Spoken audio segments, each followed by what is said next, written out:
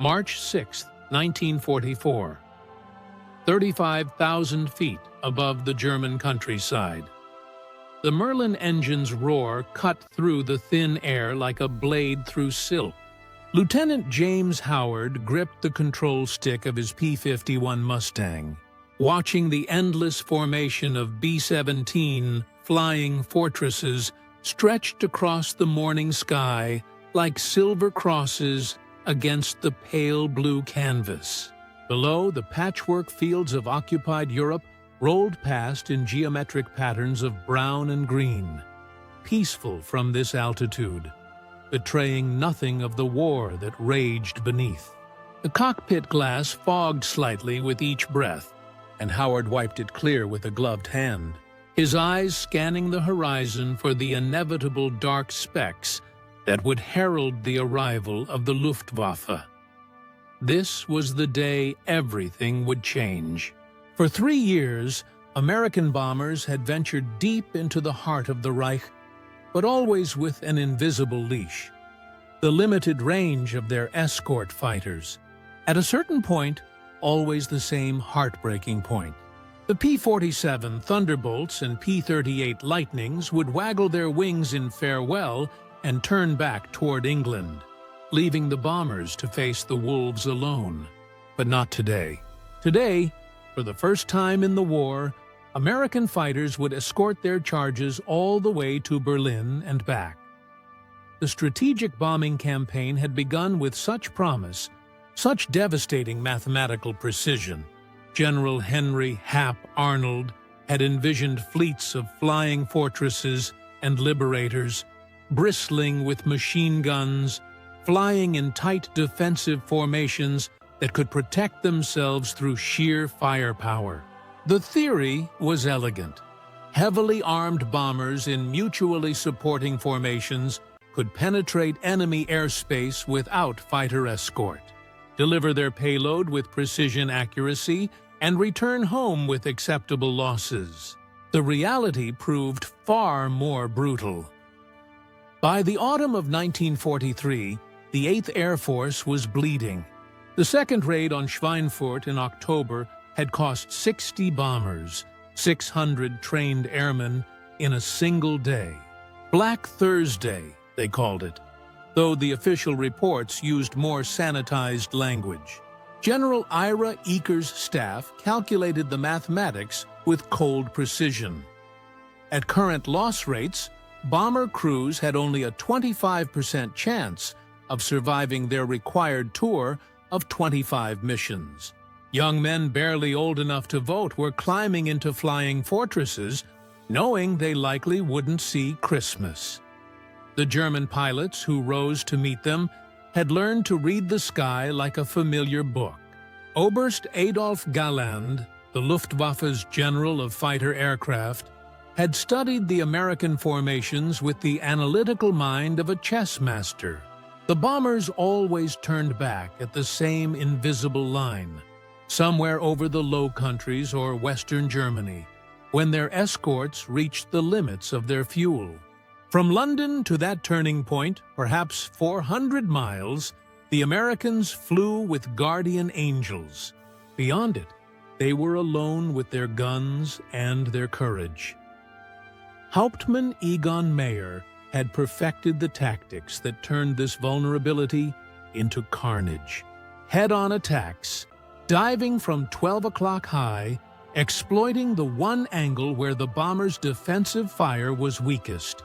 His pilots would roll inverted, dive through the formation like arrows through parchment, their cannon shells tearing through aluminum skin and human flesh with equal indifference.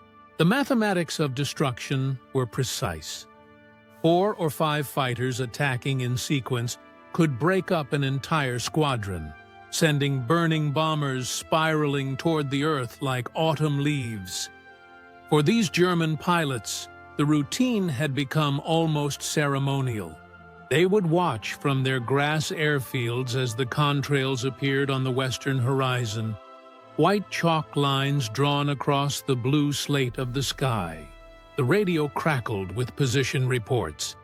Indianer approaching from the west, altitude 25,000, heading southeast.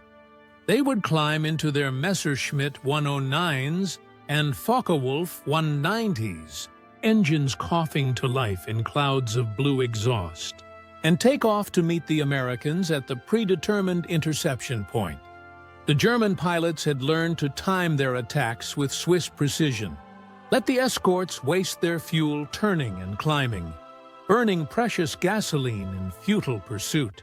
Wait for the moment of separation, that ritual farewell when the P-47s would rock their wings and disappear toward the western horizon. Then strike, wave after wave, until the tight American formations dissolved into scattered survivors, limping home with dead engines and wounded crew members pressed against shattered plexiglass. But on this March morning, Lieutenant Howard's Mustang carried something the Germans had not anticipated: range. The laminar flow wing design, the efficient Merlin engine, and most crucially, the disposable drop tanks slung beneath the fuselage had transformed the equation of aerial warfare. Where a P-47 Thunderbolt could escort bombers perhaps 400 miles from base, the P-51 could fly twice that distance. For the first time since the bombing campaign began, American fighters could escort their charges to Berlin itself. Major Klaus Mietusch led his Jagdgeschwader 26 fighters up from their base at Dielen, expecting the familiar dance of interception. At 32, Mietusch was an old man by fighter pilot standards, a veteran who had learned his trade over the Channel in 1940 and refined it through 3 years of bomber interception.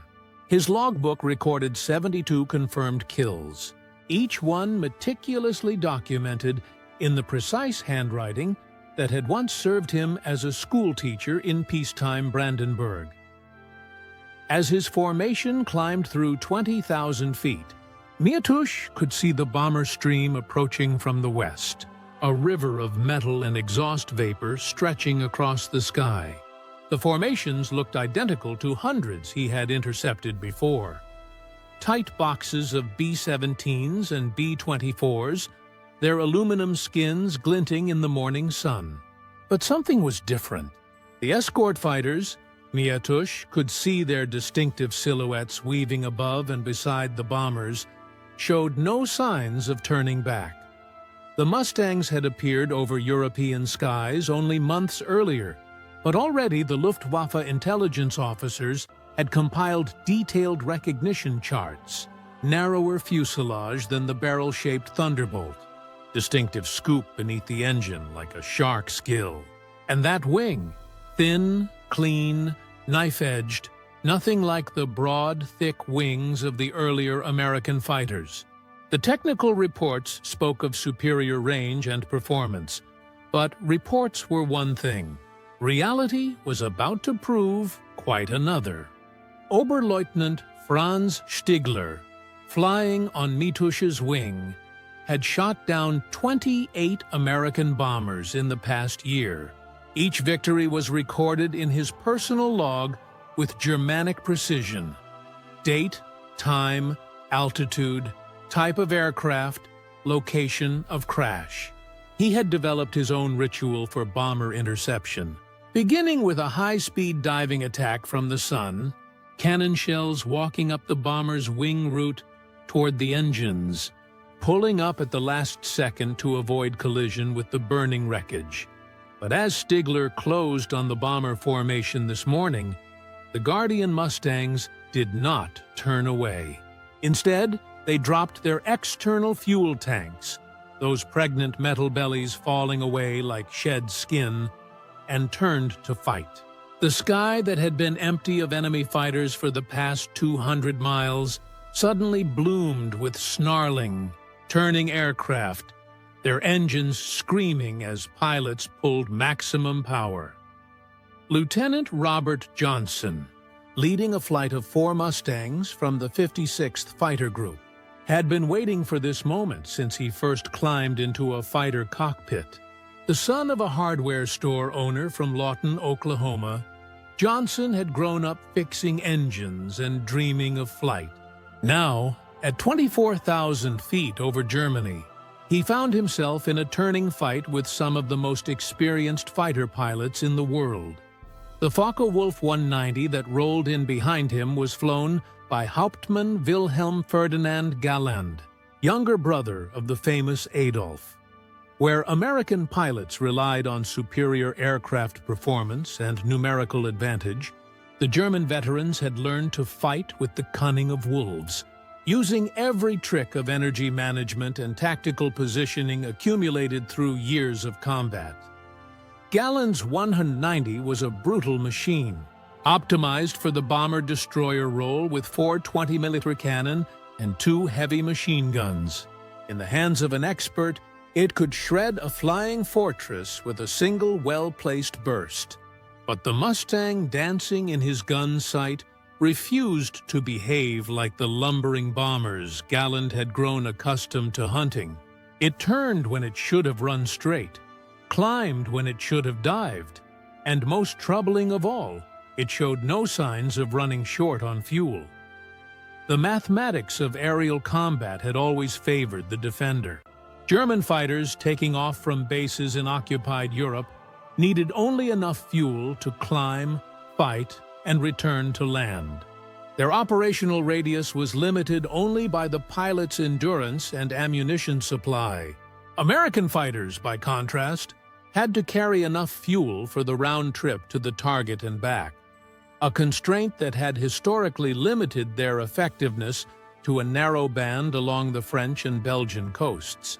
But the Mustang's clean aerodynamics and efficient Merlin engine had rewritten these fundamental equations. Colonel Don Blakesley, commander of the 4th Fighter Group, had calculated the numbers with slide rule precision back at Debden Airfield. With drop tanks, his Mustangs could fly 850 miles, fight for 20 minutes, and still have enough fuel to return to England. For the first time in the war, American fighters could range as deep as the bombers themselves. The psychological impact on German pilots was immediate and devastating. Oberst Johannes Steinhoff, one of the Luftwaffe's most experienced wing commanders, would later describe the shock of that first encounter. "We expected the Americans to turn back at Osnabrück, as they always had. When they followed us past Hanover, we began to worry. When they were still there as we approached Berlin, we knew the war had changed forever." The sound that dominated this transformed battlefield was not the familiar drone of bomber engines or the sharp bark of cannon fire, but the high-pitched scream of the Merlin V212. Unlike the radial engines that powered most American fighters, the Merlin was a liquid-cooled inline design, inherited from the British Spitfire program. Its note was distinctly different, sharper, more urgent, almost musical in its intensity. German pilots, accustomed to the deep rumble of their air-cooled BMW and Daimler-Benz engines, found the sound unsettling, like the cry of some mechanical predator. Lieutenant Charles "Chuck" Yeager, the future test pilot who would break the sound barrier, was flying his first combat mission over Germany that day. The son of a drilling foreman from West Virginia, Yeager possessed the kind of natural hand-eye coordination that couldn't be taught in flight school. As his Mustang rolled inverted to follow a diving Messerschmitt 109, he marveled at the aircraft's responsiveness. The controls were light, precise, utterly different from the heavy, brutish feel of the P-39 Airacobra he had trained on back in the States. The German pilot he was pursuing, Unteroffizier Heinrich Erler, a 20-year-old farm boy from Bavaria, had been flying combat missions for barely 3 months. Unlike the veteran aces who had learned their trade in the relatively forgiving environment of the Battle of Britain, Erler belonged to a generation thrown into combat with minimal training and limited fuel for practice flights. The Reich's dwindling resources meant that new pilots often had fewer than 20 hours in their assigned aircraft type before facing combat. As Ehrler pulled his Messerschmitt through a climbing turn, trying to shake the pursuing American, he could feel his engine beginning to labor. The DB-605A engine in his 109 was running on synthetic fuel, ersatz gasoline manufactured from coal using the Fischer-Tropsch process.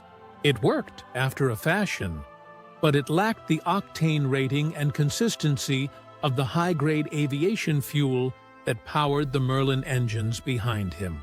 Under maximum power, his engine would begin to knock and overheat within minutes, while the American Merlins could run at combat settings almost indefinitely. The technological disparity extended far beyond fuel quality. The Mustang's gyroscopic gun sight could calculate deflection angles automatically, helping novice pilots achieve hits that would have required years of experience with traditional fixed reticles. Its 650 caliber machine guns, while individually less powerful than German 20mm cannon, could be fired in much longer bursts without overheating. Most importantly, the aircraft's superior range meant that American pilots could choose when and where to fight, engaging only when conditions favored them.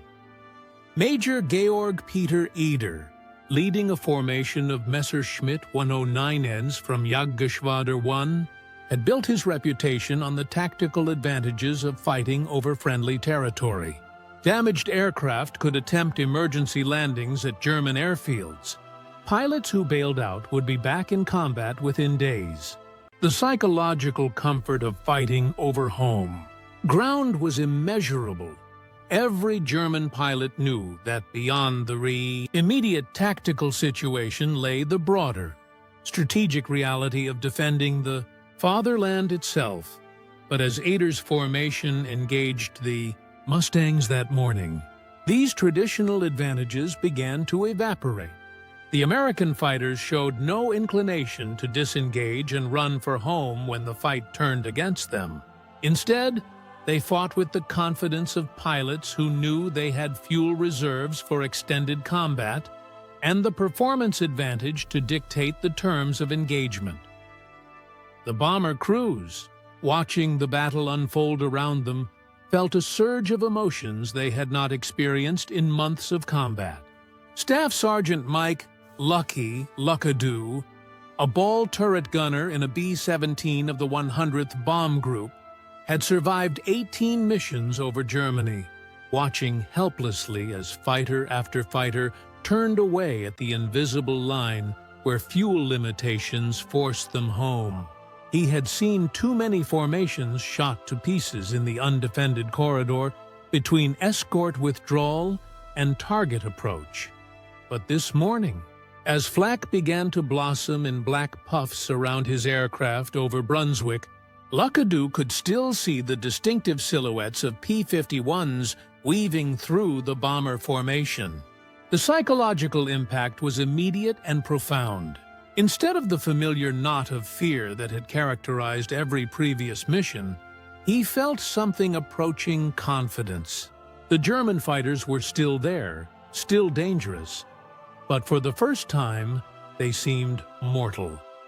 The transformation in German pilot morale was equally dramatic, though in the opposite direction. Hauptmann Anton Haeckel, an ace with 192 confirmed victories, found himself in a sustained dogfight with a Mustang flown by Captain Don Gentile of the 4th Fighter Group. Haeckel had built his impressive score primarily through bomber interception, using high-speed slashing attacks that exploited his aircraft's superior climb rate and diving speed to avoid extended combat with escort fighters. But the American pilot pursuing him showed no signs of falling. Behind, as the chase extended past the normal range limits of previous escort fighters, Haeckel's Focke-Wulf 190, burning fuel at maximum consumption in combat power settings, was approaching the point where he would need to consider fuel management for the return flight to base. The American, incredibly, seemed to have unlimited endurance. The sound of machine gun fire filled Haeckel's headphones as Gentile's 650 caliber weapons began to find their range. The heavy bullets, each one weighing nearly 2 ounces, struck the 190's armored glass canopy with sounds like sledgehammers hitting steel. Haeckel had been shot down 3 times previously, each time managing to bail out or crash land successfully, but always over German-controlled territory where rescue was possible. Now, pursuing bombers that were headed for Berlin itself, he found himself fighting over the heart of the Reich, with American fighters that showed no sign of fuel shortage. For the first time in his combat career, Haeckel felt the cold touch of genuine fear. The tactical situation that had favored German fighters for 3 years, unlimited fuel, friendly territory, the ability to dictate engagement terms, had suddenly and completely reversed. Colonel Hubert Zemke, leading the 56th Fighter Group in their first long-range mission, had studied German fighter tactics with the methodical mind of a professional soldier. The son of German immigrants from Montana, Zemke spoke fluent German and had analyzed captured Luftwaffe tactical manuals with scholarly thoroughness. He understood that German fighter pilots had developed their techniques around the fundamental assumption that American escorts would eventually have to turn back as his formation approached the IP, the initial point where bombers would begin their final approach to the target. Zemke could see German fighters massing for the traditional coordinated attack, but something in their formation looked different, less confident than the precise tactical deployments he had observed on previous missions. The German pilots seemed to be flying more defensively, looking over their shoulders more frequently, climbing to higher altitudes where they had traditionally held the advantage. The bombing run over Berlin that day became a symbol of transformed strategic realities. For 3 years, the German capital had remained effectively invulnerable to daylight precision bombing, protected by distance and the mathematical limitations of escort fighter range. The city's residents had grown accustomed to the wail of air raid sirens, but always with the knowledge that British night bombers were far less accurate than American daylight formations, and that American day bombers couldn't reach the city with adequate fighter protection. On March 6, 1944, that psychological shield shattered along with the windows of buildings struck by American bombs. Berliners, huddling in underground shelters, could hear the steady drone of flying fortress engines overhead. But more disturbing was the higher-pitched scream of fighter engines in combat. The sound meant that American escort fighters were over Berlin itself, that the protective distance which had shielded the capital was now meaningless. Reichsmarschall Hermann Göring, the corpulent head of the Luftwaffe, had famously boasted that no enemy aircraft would ever fly over the Reich.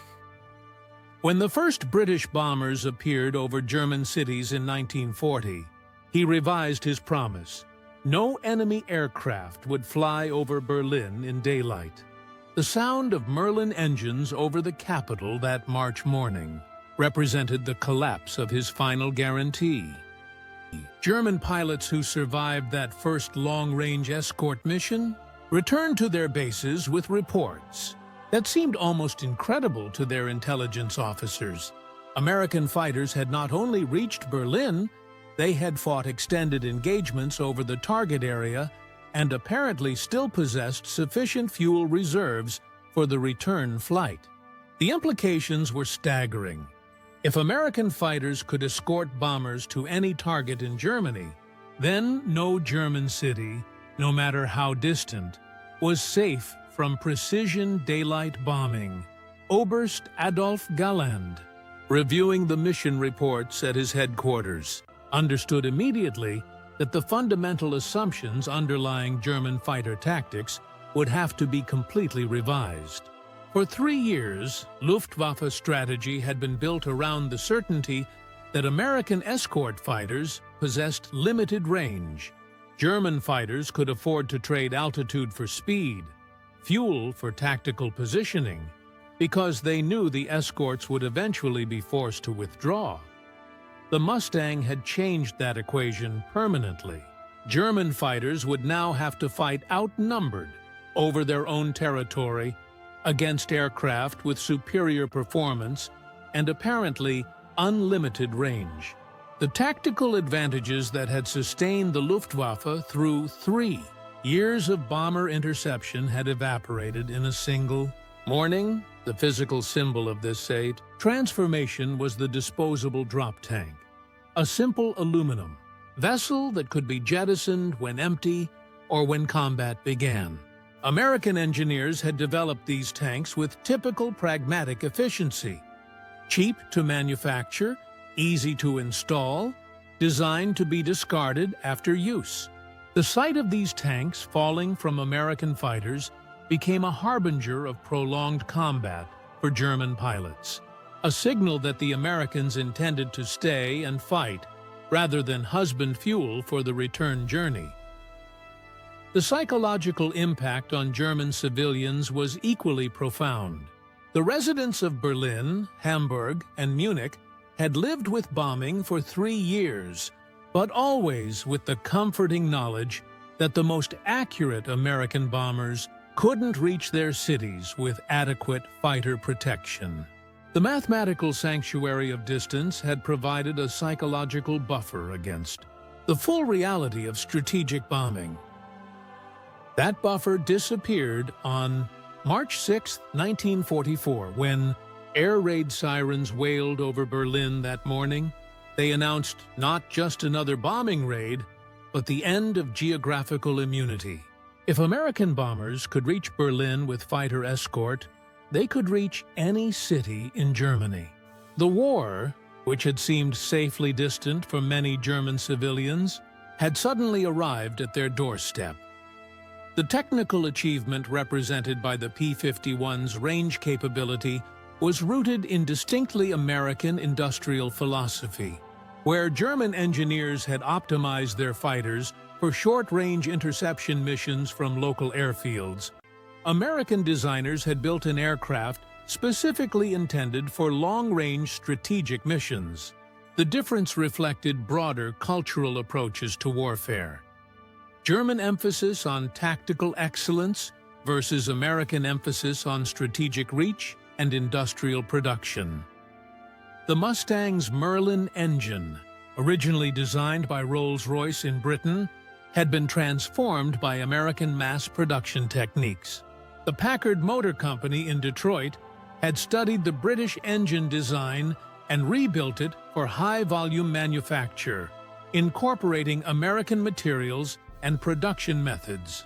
The result was an engine that combined British engineering sophistication with American manufacturing reliability, producing power and durability that German synthetic fuels and wartime production constraints could no longer match.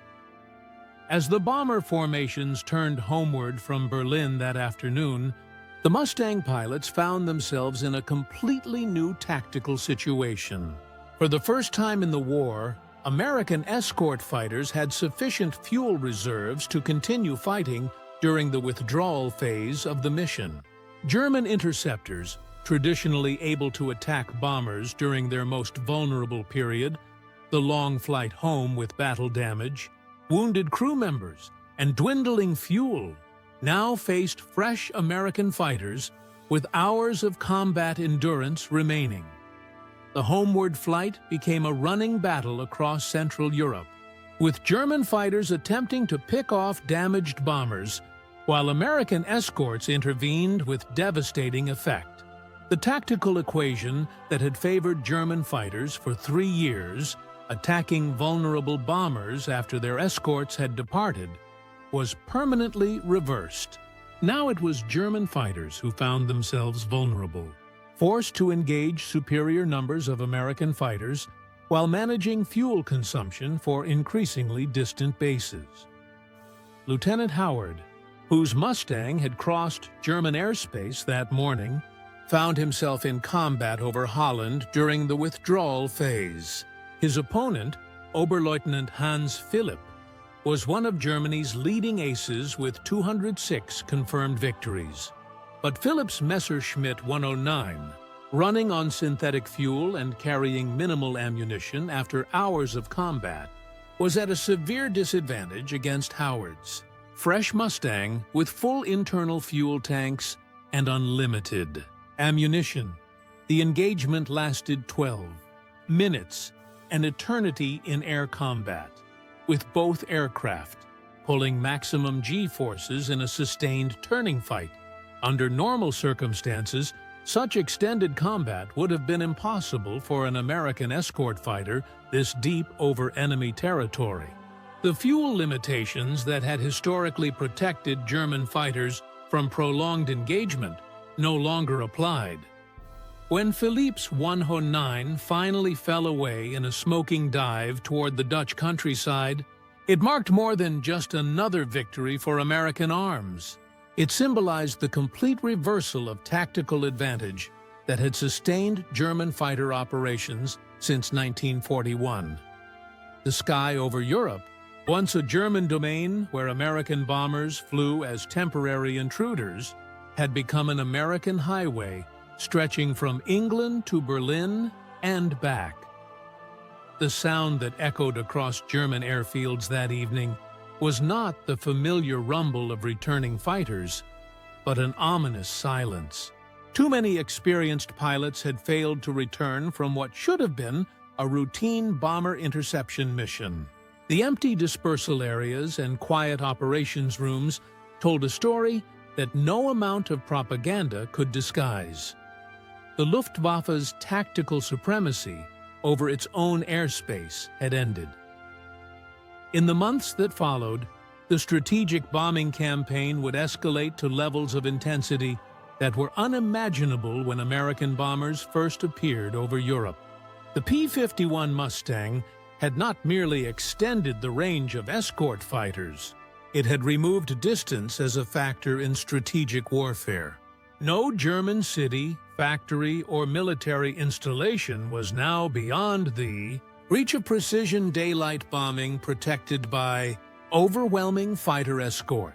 The young German pilots who took off to meet American bombers in the spring and summer of 1944 would face a fundamentally different war than their predecessors. Instead of fighting outnumbered but over friendly territory with tactical advantages, they would find themselves outnumbered, outranged, and fighting for survival against aircraft that could pursue them to their own airfields. The broader implications extended far beyond tactical aviation. The P-51's range capability had effectively eliminated the strategic depth that had protected German industry and civilian populations from the full weight of American bombing power. The geographical barriers that had limited the scope of daylight precision bombing had disappeared, leaving German war production completely vulnerable to sustained attack. By war's end, American fighters would routinely strafe German airfields, shoot up trains in broad daylight, and attack targets of opportunity throughout occupied Europe. The sky that had once provided sanctuary for German forces had become a hunting ground, dominated by American aircraft, with seemingly unlimited range and endurance. The transformation that began on March 6, 1944, represented more than a shift in tactical advantage. It symbolized the triumph of American industrial capacity and strategic vision over German tactical excellence and defensive fighting. The same industrial infrastructure that could mass-produce reliable Merlin engines, high-octane aviation fuel, and disposable drop tanks had created a strategic reach that German forces could no longer counter. The young men who flew those first long-range escort missions carried with them Not just superior aircraft and unlimited fuel, but the confidence of a nation whose industrial capacity seemed limitless. Where German pilots increasingly fought with ersatz fuel, limited ammunition, and aircraft assembled by forced labor, American pilots flew with the products of an arsenal of democracy that operated beyond the reach of enemy interference. In the end, the P-51 Mustang's greatest victory was not measured in aircraft shot down or missions completed, but in the psychological transformation it brought to the war in the air. It had turned the sky over Europe from a German defensive stronghold into an American highway, removing the last geographical barriers that had protected the heart of the Reich from the full weight of Allied strategic bombing. The roar of Merlin engines over Berlin that March morning announced more than just another bombing mission.